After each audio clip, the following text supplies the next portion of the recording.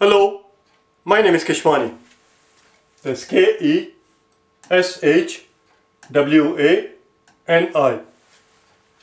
Keshwani. We are here because we want to prepare for SAT. We have been solving SAT math problems out of this book here, the official SAT study guide. If you do not own this book already, purchase one immediately. You're going to need it. The problem that we are about to solve is the one that you will find on page number 717. Page 717, today's our lesson number 85. Problem number 17 and 18 are the ones that we're going to do. Those are hard problems. There are 10 gradient questions in this section, and therefore on a scale of 1 to 10, number 17 is a 9 and number 18 is a 10. Let's do number 17 first. The two problems that you see in the first column, number 15 and 16, we did those questions yesterday on day number 84. Number 17. Three-dimensional picture above has two parallel bases. It has two parallel bases, so let's draw the two parallel bases here. Something like this.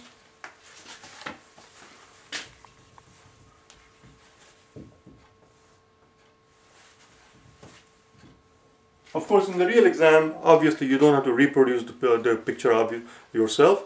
I'm doing it here because having a decent picture on the blackboard will make it that much easier for us to understand the problem. Do you understand? So it's important that we take our time and draw a decent picture. So here we go.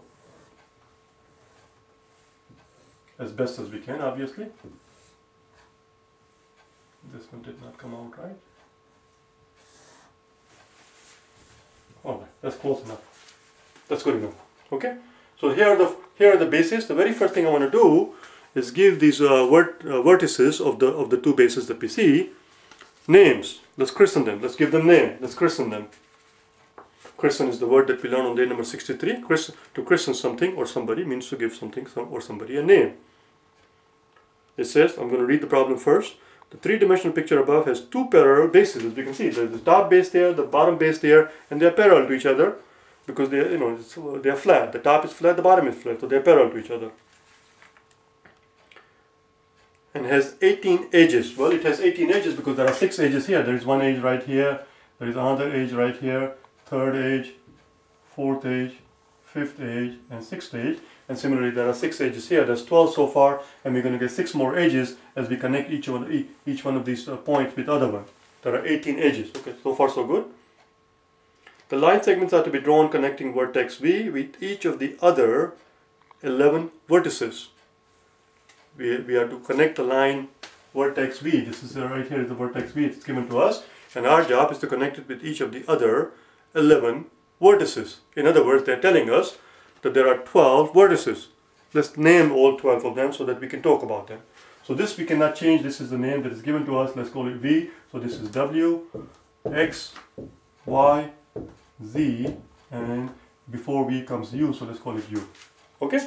Similarly, I'm going to give these a name and give these names. Let's call them A, B, C, D, E, and F. As you can see,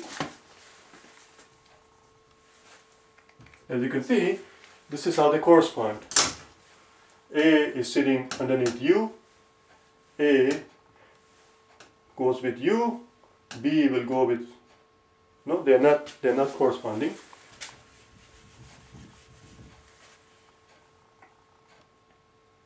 U, V, A, B, C, D, E, F. I'm going to put them in such a way that they correspond to each other, and the reason I have to do that, okay, listen carefully, the reason I have to do that is because of the quirk of mine, for no good reason. I always have a habit of naming the vertices starting from the left hand corner. Here, since this is U, this is V, we have to call this U, so we're starting from the top here. I could have called this thing A and everything would have lined up the way I just wrote it here, but it's just my quirk, so I'm just going to stick with my habit there, which is to name the vertices, because in the bottom one we have a freedom to name however we want, and therefore I'm going to stick with my system here, A, B, C, D, E, F. So underneath A, so we have V, which is corresponds to C. So here we have U, V, W, X, Y, and Z. Now they all correspond to each other. So far so good. So those are the vertices. It has 12 vertices. It has 18 edges, as we just pointed out. Has 12 vertices.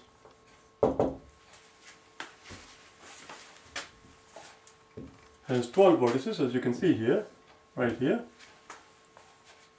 And we have to connect line segments are to be drawn.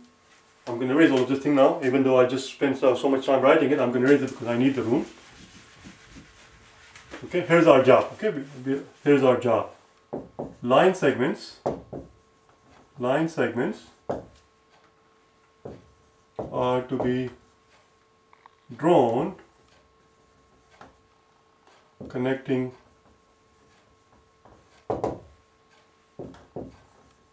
vertex B with each of the other 11 vertices.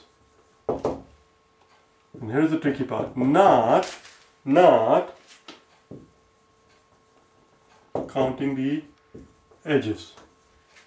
So let's take care of the edges first. Okay, let's take care of the edges first. So we're gonna connect here. With Z is gonna connect with A here. U is gonna connect with B, which is the back one in the back.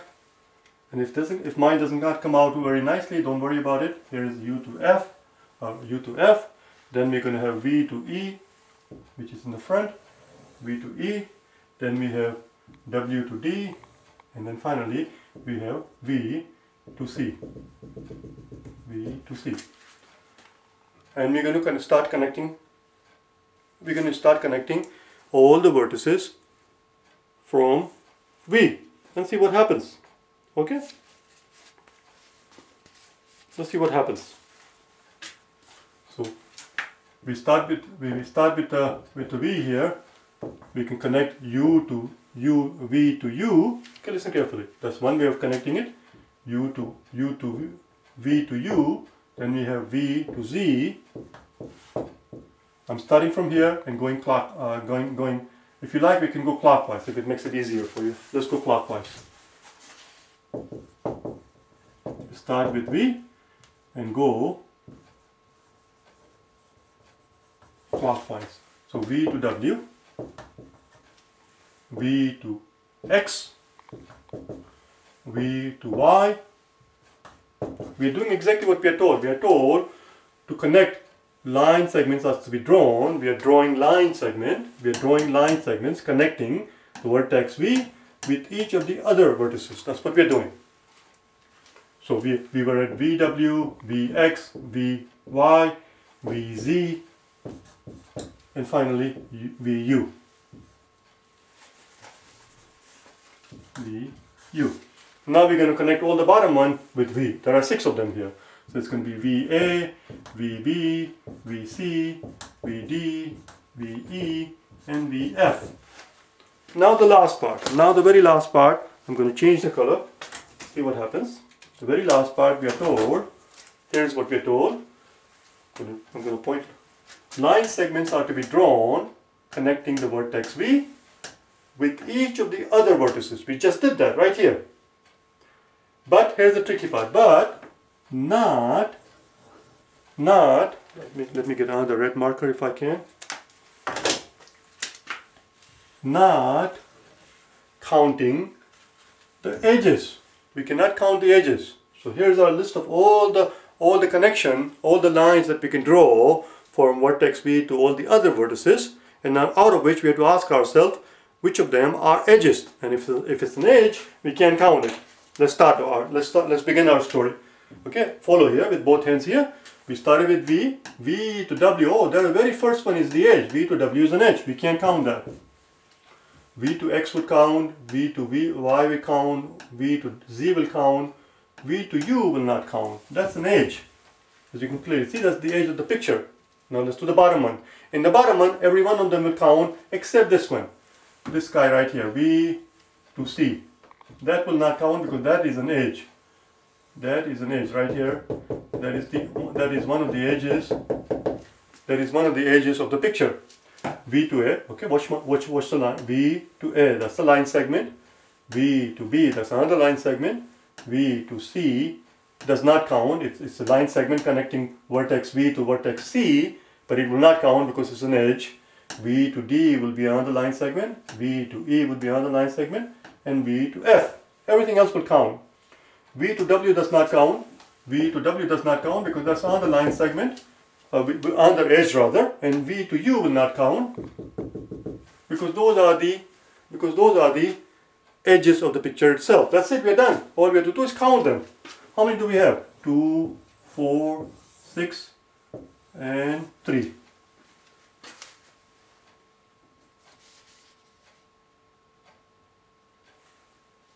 Oh, no, I'm not paying attention, am I? V to C does not count. I forgot to cross it out as I was doing it. I should have done that earlier.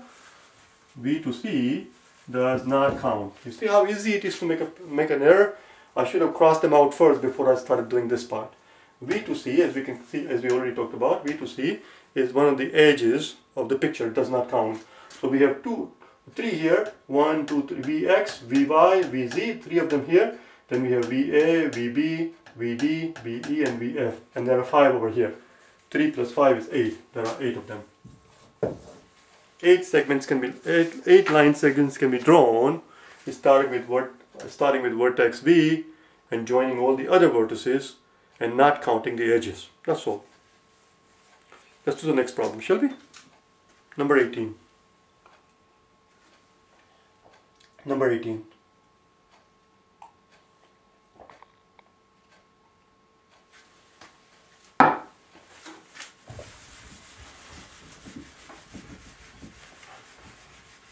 That's why it's very important to concentrate, because you can do all the work and all the effort that you put into it and all the time that you put into it, and at the end, for a tiny slip of the concentration, you can blow it all, like I almost did here, by not crossing out VC in my list here. Even though I made a point of telling you right from the very beginning that it will not count, because as you can see, it's one of the edges.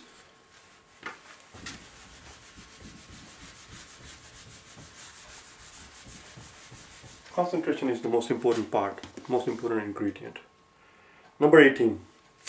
In the picture above, ABC is a rectangle. Alright, so let's draw a rectangle here. Let me change the color. I prefer the black color.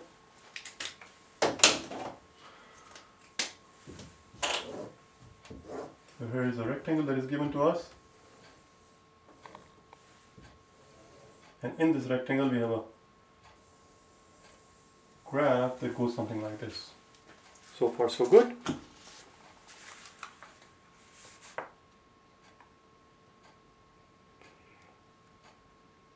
Let's start again. In the picture above, ABC is a rectangle. Point A and C lie on the graph of the y equals to p times x cubed. That's the graph, this graph that we see here. This graph that we see here.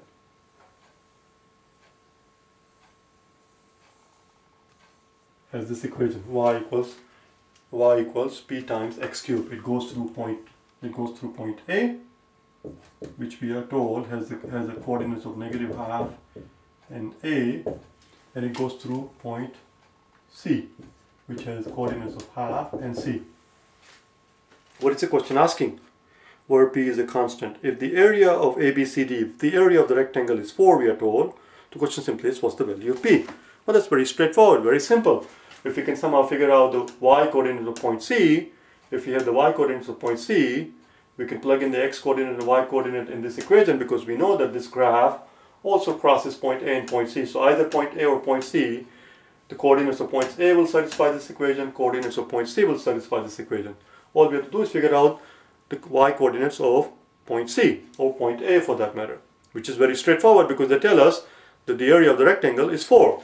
Well, if area of the rectangle ABCD is 4, this we are told is -½ this part we are told is -½ this one B is +1/2 and B, +1/2 and B, well then A to B, the distance from A to B must be 1, because it's -1/2 is -1/2 on this side right here and +1/2 on this side. So A to B is 1. If A to B is 1, and since the area of 4, the length has to be 4, which means A to D. So here we have A to B, which is equal to 1, which implies that A to D must be 4. A to D must be 4. If A to D is 4, then this vertical distance from point A to the x-axis must be 2, and this vertical distance from x-axis to point D or x-axis to point C must be 2. That's all. So this distance is 2 and this distance is 2. Therefore the coordinates of C are 1/2 and 2. That's it. Coordinates of point C are 1/2 and 2. That's it. We're almost done. Let's put it in there and solve for P. That's all. So Y, which is 2, must equal P times x cubed. X coordinate is 1/2. 1/2 cubed. 1/2 cubed is 1/8, which equals 2. 1/8 times P equals 2. Multiply both sides by 8. Multiply both sides by 8. 8 drops out, and P equals 2 times 8 or 16. 2 times 8 or 16. That's your answer.